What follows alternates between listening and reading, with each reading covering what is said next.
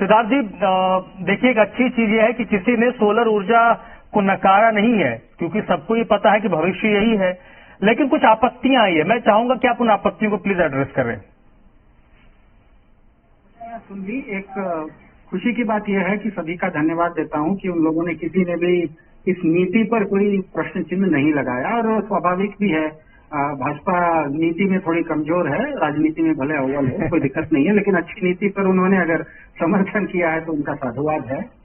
इसमें एक चीज जो हमारे भाजपा के मित्र हैं, राजनीतिक विश्लेषक भी इस कार्यक्रम में है और वरिष्ठ पत्रकार भी हैं, एक चीज जो अंतर यहाँ पर लोगों को जानकारी के लिए दे दें कि इस देश में ऋण जहां तक है, लोन बैंक दे देती है लोगों को, सरकारें सब्सिडी दे देती हैं, लेकिन इंसेंटिव, प्रोत्साहन पहली बार दिया गया है। भाजपा के लिए, भाजपा को कभी कुछ थोड़ा टेक्निकली चीजें समझने में दिक्कत होती है, इसलिए मैं गंवार भाषा में बता देता हूँ, थोड़ा गंवार हूँ मैं। मान लीजिए मुझे किसी ने हाथी दे दिया, तो मेरी समस्या यही कि उस हाथी को रोज चारा कहाँ से लाऊं। मान लीजिए मुझे चारा दिया, तो मुझे समस्या आएगी कि हाथी को पालूं कैसे। भले चारे दिया हो, किसी ने चारा दे दिया हो, भले किसी ने हाथी दे दिया हो, लेकिन वो हाथी का देश भी तो एक बहुत बड़ी लायबिलिटी है। अगर मैंने उस हाथी को कर्तव्य करना सिखा दिया और उस हाथी से लोग कमाना शुरू करें, तो दिक्कत क्या है?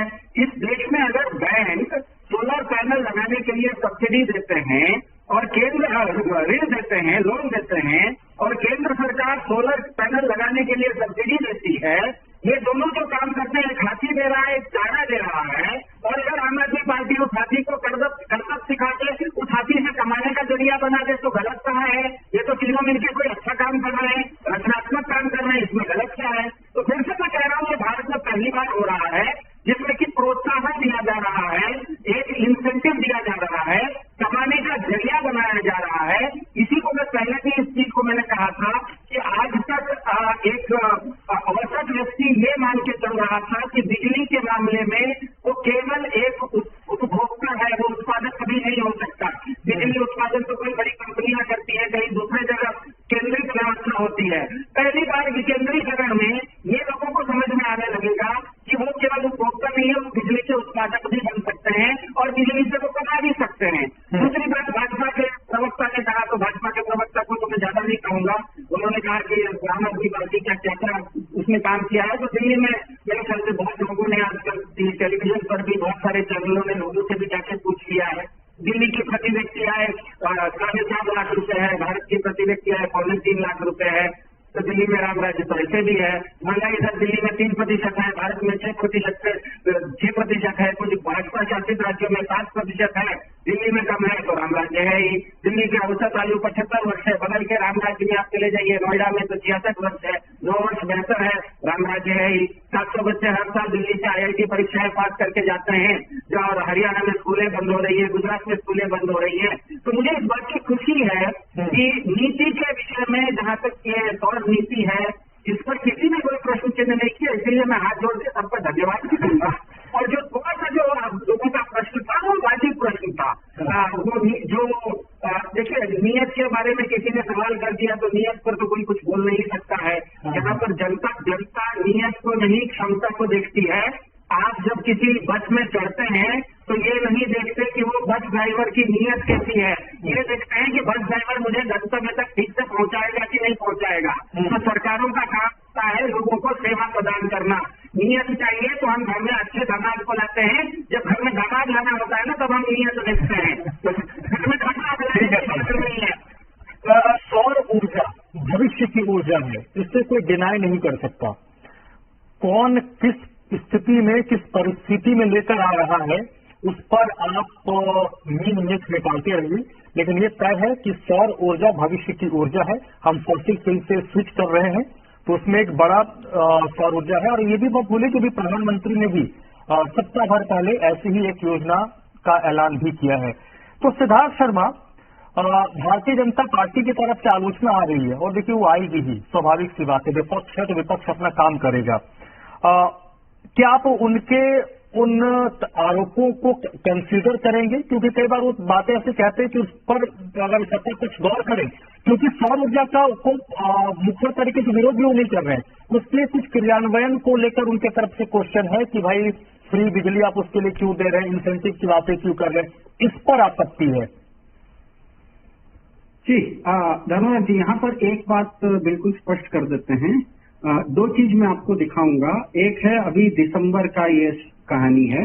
दिसंबर में भारत के पावर मिनिस्ट्री ने ये कह दिया, विदेशों में जाके कॉप का समिट हुआ था, दुनिया भर के ऊर्जा को लेकर जो समिट हुआ था, उसमें ये कह दिया कि कोयले से भारत परहेज नहीं कर सकता। कोयला को हम कोयला का जो उपयोग करते हैं उसको हम कम नहीं कर सकते, और कम इसीलिए नहीं कर सकते क्योंकि हम एक विकासशील देश हैं। दूसरी इसी के साथ साथ इसका एक विरोधाभास बताते हैं। पहले तो मैंने बताया था, माफ कीजिएगा, पहले ये था कि भारत के ऊर्जा मंत्रालय ने यह कह दिया कि हम कोयले का इस्तेमाल कम नहीं कर सकते। और दूसरा इसका एक विशेष बात बताता हूँ कि भारत के माननीय प्रधानमंत्री जी ने ये बोल दिया था कि 2030 तक भारत 1 बिलियन टन कार्बन का उत्सर्जन कम करेगा।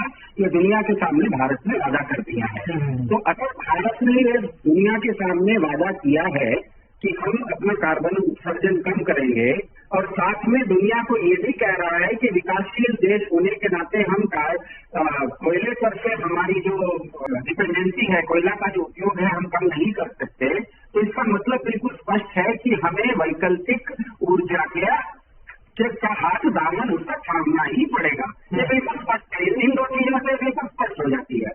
इसका मतलब क्या है कि वैकल्पिक ऊर्जा क्या है? आजकल एक चर्चा चल रही है सस्टेनेबल डेवलपमेंट की। सस्टेनेबल डेवलपमेंट कब होगा? सस्टेनेबल डेवलपमेंट तब होगा जब इस देश का नागरिक भी भारत का विकास देखिए सर, कोई सरकार या कोई राजनीतिक दल नहीं कर सकता। भारत का विकास तब होगा जब 140 लोग अपने अपने तरीके से, छोटे छोटे तरीके से, जैसे राम सेतु बना था तो एक गिलहरी में भी एक छोटा सा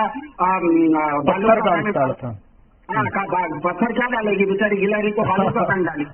तो 140 करोड़ लोग अपने अपने तरीके से जब भारत के विकास के सेतु में अपना अपना योगदान देंगे तब वो राम सेतु बनेगा। तो इसी दिशा में ये अंतर है। देखिएगा, आम आदमी पार्टी का पहले से कहना है कि हम देखिए नाम में ही स्पष्ट हो जाता है कि हम आम आदमी पार्टी है। इसका मतलब है कि हम कोई भी नीति लाएंगे तो उससे आम आदमी ज्यादा सशक्त होगा। कॉमन मैन जो एक औसत व्यक्ति है उसके सशक्तिकरण की बात है।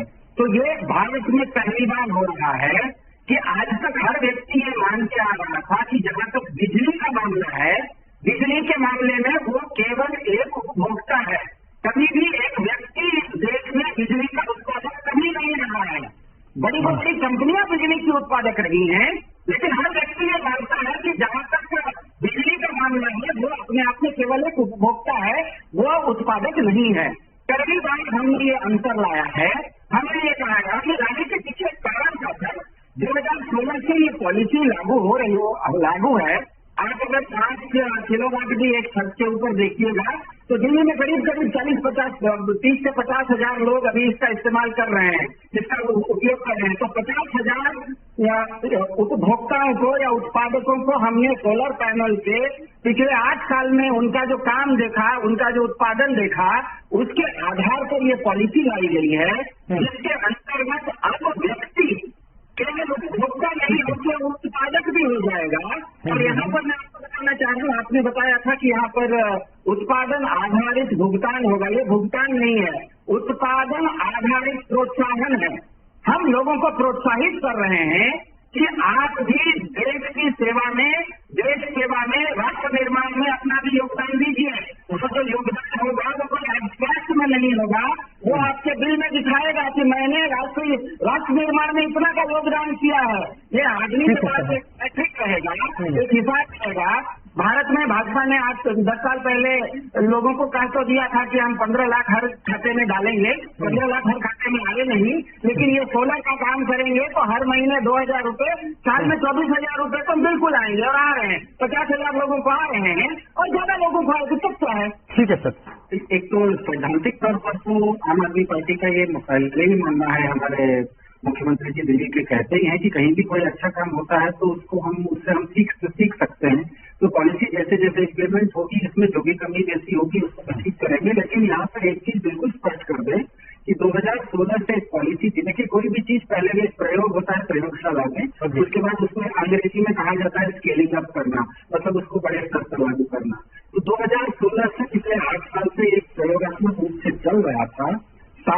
भागीदारों को मिला के जितने भी स्टेक होल्डर्स हैं उनके साथ बातचीत करके उनसे समझ के इसको अब स्केल अप किया जा रहा है। और स्केल अप करते समय भी आप कितने भी अच्छे रोड हों, लेकिन थोड़ा बहुत तो स्टीयरिंग को हिलाना ही पड़ेगा। वो हम हिला लेंगे, उतना भरोसा रखिए कि ये जो पॉलिसी है, पहले भी मैंने कहा कि इस देश में बैंक आपको टेलीफोन करके ऋण दे देते हैं। मोदी सरकार कहती है कि हम आपको सब्सिडी दे देते हैं। अगर दो लोगों को ये चीज दिया जा रहा है और अगर